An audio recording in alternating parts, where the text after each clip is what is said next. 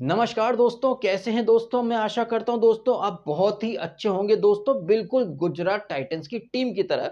ये गुजरात टाइटंस की टीम जो कि पिछले साल तक बैटिंग में इतनी कोई दमखम वाली नहीं लगती थी, लेकिन उन्होंने फिर जॉस बटलर को लिया और ये जॉस बटलर कल 97 नॉट आउट मार जाता है। और दिल्ली कैपिटल जिसमें कि स्टार्क है, केएल राहुल है, करुण नायर वगैरह, भैया मतलब एक से बढ़कर एक तुर्रम खान है, लेकिन उस डीसी को चारों खाने चित्त कर दिया है जॉस बटलर।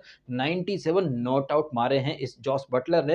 और इत्तेफाक की बात है कि जिस दिन जॉस बटलर 97 रन मारता है, उसी दिन राजस्थान रॉयल्स की टीम जो है वो शाम को एक और मैच खेलती है। और इत्तेफाक से ये वही राजस्थान की टीम है जिसने कि जॉस बटलर और यूजी चहल दोनों को ही रिटेन नहीं करा था। इत्तेफाक की बात एक और है कि यही राजस्थान रॉयल्स की टीम पिछले मैच में भी आखिरी ओवर में 9 रन चेस नहीं कर पाती है। और इत्तेफाक जो है वो यहीं पर खत्म नहीं होता है मित्रों। कल रात को इत्तेफाकन एक बार फिर से राजस्थान रॉयल्स को आखिरी ओवर में 9 रन चाहिए रहते हैं, लेकिन ये राजस्थान रॉयल्स की टीम कल फिर से 9 रन नहीं बना पाती आखिरी ओवर में। फर्क बस इतना था कि वहां पर मिचेल स्टार्क के सामने ये लोग रन नहीं बना पाए। कल रात को ये राजस्थान रॉयल्स वाले जो है वो आवेश खान के सामने आखिरी ओवर में 9 रन नहीं बना पाते। इत्तेफाकन यही आवेश खान पिछले साल तक राजस्थान रॉयल्स की टीम का हिस्सा था। वैसे राजस्थान रॉयल्स की ये जो टीम है, इस टीम को मैं फिक्सर टीम बोलता हूं। और आपने खुद ने देखा, एक नहीं कईयों बार ये टीम साबित कर चुकी है कि ये टीम जीत के इरादे से जाती ही नहीं है। हालांकि कल रात को जब एलएसजी और आरआर का मैच शुरू हुआ था, तब मैंने कम्युनिटी पोस्ट के माध्यम से एक प्रिडिक्शन दिया कि भैया पहला मैच डीसी हार गई है, शाम का मैच जो है वो एलएसजी हारने वाली है। और जिस तरीके से एलएसजी वालों ने शुरुआत करी थी अपनी बैटिंग की भी, अपनी बॉलिंग की भी, वो कहीं ना कहीं बैकफुट पर आ गए थे शुरू में ही। बल्लेबाजी की बात करें तो स्टार्ट में ही मिचेल मार्श, ये पूरन, ऋषभ पंत आउट हो जाते हैं। एडन मार्करम जो कि पिछले एक साल से कुछ नहीं कर पा रहा था, फाइनली वो दिखा रहा है पराक्रम। और एडन मार्करम का अच्छे से साथ निभाता है बडोनी, लेकिन तमाम कोशिश के बावजूद ये लोग 200 नहीं बना पाते हैं। कुछ 180 समथिंग पर इनकी गाड़ी रुक जाती है। और जिस तरह से फिर आरआर वाले चेस की शुरुआत करते हैं, जिस अंदाज में जायसवाल तोड़ फोड़ शुरू कर देता है,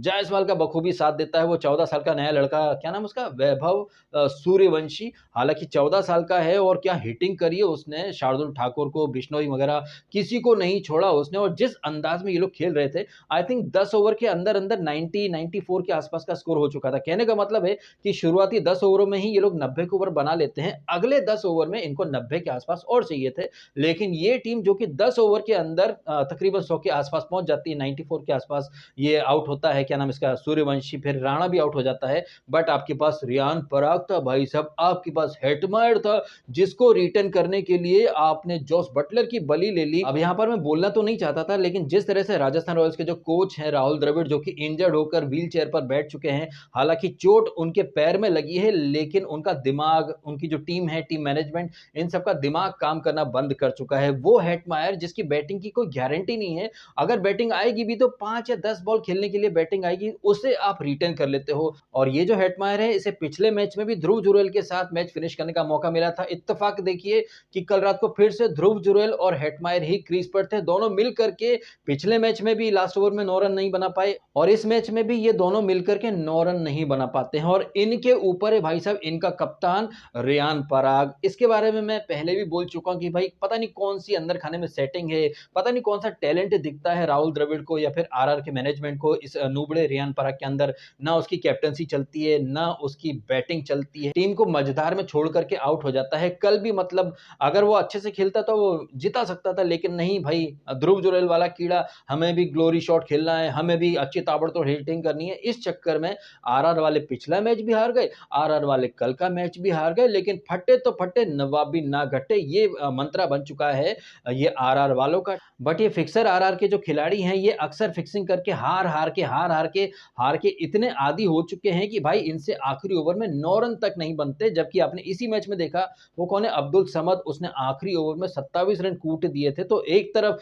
एक खिलाड़ी आखिरी ओवर में 27 रन मार देता है, वहीं दूसरे जो खिलाड़ी हैं जिन्हें आपने रिटर्न करा है जॉस बटलर की जगह, वो खिलाड़ी पिछले मैच में भी 9 रन नहीं बना पाते हैं, इस मैच में भी 9 रन नहीं बना पाते। अगर आपसे आखिरी ओवर में 6 गेंदों में 9 रन नहीं बनते, अब ये सब देखकर तो भैया एक ही सवाल खड़ा होता है कि क्या वाकई में खिलाड़ी जीत के लिए जाने के इच्छुक थे भी, क्योंकि अगर आपको करोड़ों रुपए मिले हैं, आप में कुछ न कुछ टैलेंट देखा होगा, बट इसके बावजूद अगर आप 6 गेंदों में 9 रन नहीं बना पाते, वो भी 1 नहीं 2-2 मैचेस में, तो भाई बहुत सारे शक और सवालात खड़े होना लाज़मी है। ठीक वैसे ही जैसे फुद्दू फरहान की अम्मी का नाम शब्बो आज़मी है। एनीवे आप बताइएगा, जिस तरह से ये आरआर वाले बैक टू बैक एक ही अंदाज में हार रहे हैं, बैक टू बैक इनका जो मिडल ऑर्डर है वो कोलैप्स कर रहा है। रियान पराग नाम बड़े, दर्शन छोटे, पता नहीं उसके अंदर क्या देखा है आरआर ने कि उसको इतना ज़्यादा मतलब इम्पोर्टेंस दी जा रही है। खैर आज के मैच की बात करें तो आज है पंजाब का मैच, वो आरसीबी से। आरसीबी पिछला मैच अपने चिन्नास्वामी में हार करके आ रही है, जिसमें सॉल्ट और कोहली फ्लॉप हो गए थे। अब चूंकि पिछले मैच में आरसीबी वाले अपने होम ग्राउंड में हारे हैं, तो भाई आज कहीं ना कहीं रोल रिवर्स होने की बारी है। तो पंजाब वाले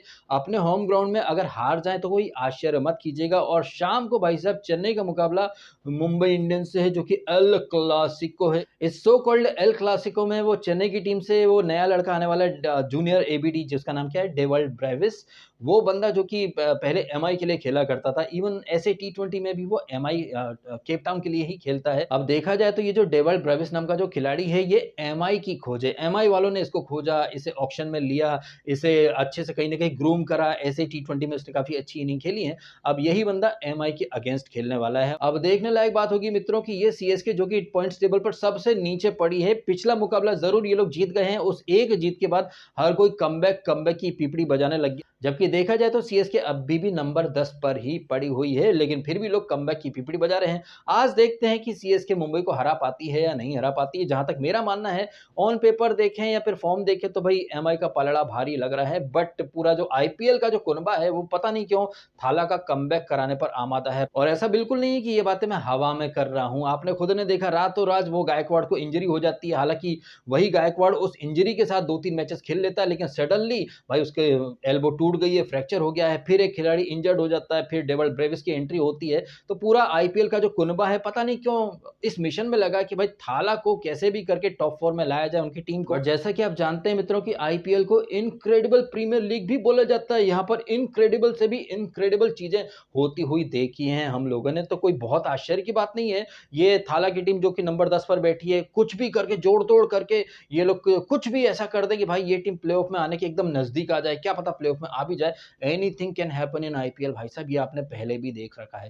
खैर इन सारी बातों के बारे में क्या है आपके ओपिनियन? जिस तरह से ध्रुव जुरैल और हेटमायर फिर से हक के चले गए, इन दोनों हगोड़ों को रिटर्न किया गया है, लेकिन भाई साहब जॉस बटलर को इन्होंने रिटर्न नहीं करा। वही जॉस बटलर सेम डे एक स्टेटमेंट देता है कि जानी अभी हम जिंदा हैं, हम जिंदा हैं जानी। इनफैक्ट मेरा तो ये भी मानना है कि जिस अंदाज में कल बटलर ने बैटिंग करी है, एक ओवर में 5-5 चौके मारे मिचेल स्टार्क को, तो कहीं ना कहीं तूफानी इनिंग खेल करके बटलर राजस्थान वालों को भी कहीं ना कहीं चिढ़ा रहा था कि और भाइयों आ गया स्वाद, मिल गई तसल्ली नूबड़े हेटमायर को, ध्रुव जुरैल को रिटर्न करने की है। हमें रिटर्न कर लेते तो कम से कम तुम्हारी टीम इतनी बुरी हालत में तो ना होती। बट क्या बोल सकते हैं भाई, in search of gold they lost the diamond, यही बोला जा सकता है। खैर आपको क्या बोलना है आप भी कमेंट अवश्य कीजिएगा। फिलहाल अपने समय निकालकर वीडियो देखा, आपका बहुत बहुत धन्यवाद। Thank you so much.